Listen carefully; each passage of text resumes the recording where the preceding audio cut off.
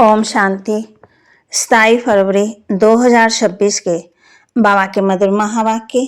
बाबा कहते, मीठे बच्चे, तुम इस कब्रिस्तान को परिस्तान बना रहे हो, इसलिए तुम्हारा इस पुरानी दुनिया कब्रिस्तान से पूरा वैराग्य चाहिए। तुम इस कब्रिस्तान को परिस्तान बना रहे हो, इसलिए तुम्हारा इस पुरानी दुनिया कब्रिस्तान से पूरा वैराग्य चाहिए। प्रश्न, बेहद का बाप अपने रूहानी बच्चों का वंडरफुल सर्वेंट है, कैसे?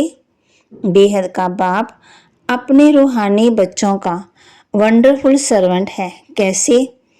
उत्तर, बाबा कहते, बच्चे, मैं तुम्हारा धोबी हूँ। तुम बच्चों के तो क्या सारी दुनिया के शीशी गंदे वस्त्र सेकंड में साफ कर देता हूँ। आत्मा रूपी वस्त्र स्वच्छ बनने से शरीर भी शुद्ध मिलता है। ऐसा वंडरफुल सर्वेंट है जो मन मना भव के शुभ मंत्र से सबको सेकंड में साफ कर देता है। धारणा के लिए मुख्य सार, बाप की हर डायरेक्शन पर चलकर स्वयं को कोड़ी से हीरे जैसा बनाना है। एक बाप की याद में रहकर स्वयं को वस्त्रों को स्वच्छ बनाना है। बाप के हर डायरेक्शन पर चलकर स्वयं को कोड़ी से हीरे जैसा बनाना, एक बाप की याद में रहे स्वयं के वस्त्रों को स्वच्छ बनाना है। अपने नए घर में चलना है, इसलिए इस पुराने घर से बेहद का वैराग्य रखना है। नशा रहे कि इस पुराने कब्रिस्तान पर हम परिस्तान बनाएंगे।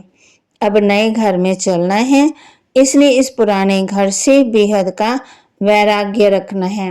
नशा रहे कि इस पुराने कब्रिस्तान पर हम परिस्तान बनाएंगे। वरदान, रहम की दृष्टि द्वारा घृणा दृष्टि को भी समाप्त करने वाले नॉलेजफुल भव। रहम की दृष्टि द्वारा घृणा दृष्टि को समाप्त करने वाले नॉलेजफुल भव। जो बच्चे 1-2 के संस्कारों को जानकर संस्कार परिवर्तन की लगन में रहते हैं, कभी ये नहीं सोचते कि ये तो है ही ऐसे, उन्हें कहेंगे नॉलेजफुल। वे स्वयं को देखते और निर्विघ्न रहते। उनके संस्कार बाप के समान रहम दिल के होते। रहम की दृष्टि घृणा की दृष्टि को समाप्त कर देती है। ऐसे रहम दिल बच्चे कभी आपस में खिटखिट नहीं करते, वे सपूत बनकर सबूत देते हैं। स्लोगन, सदा परमात्म चिंतन करने वाले ही बेफिक्र बादशाह हैं, उन्हें किसी भी प्रकार की चिंता नहीं हो सकती।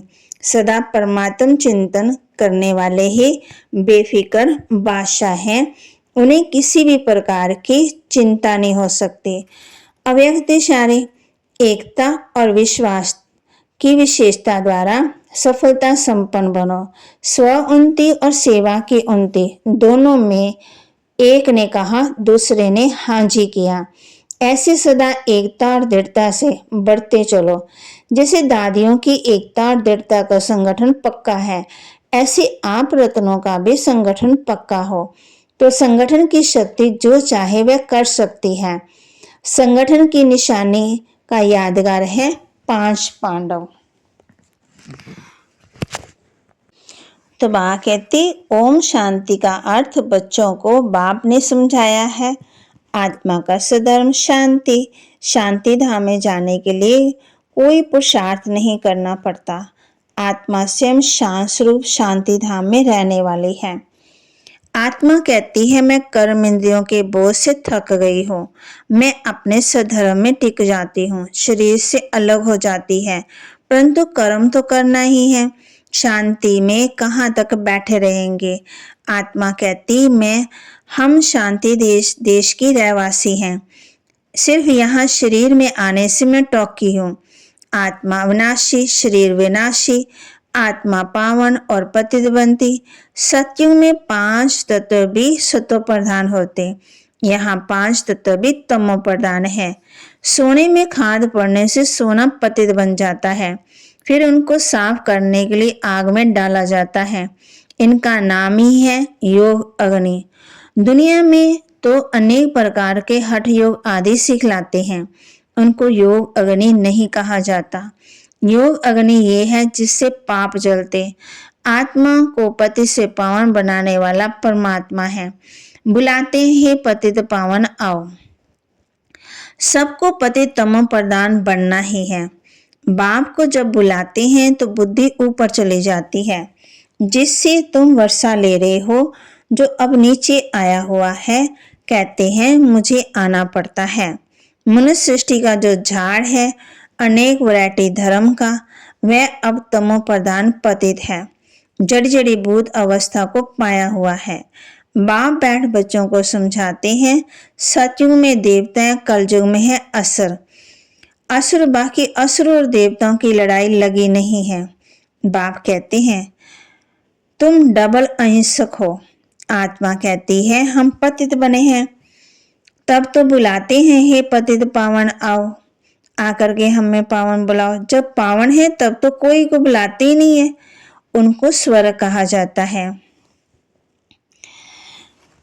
तो बाबा के महावाक्य को लाइक करें, शेयर करें, सब्सक्राइब करें और अपने जीवन में जरूर धारण करें। ओम शांति।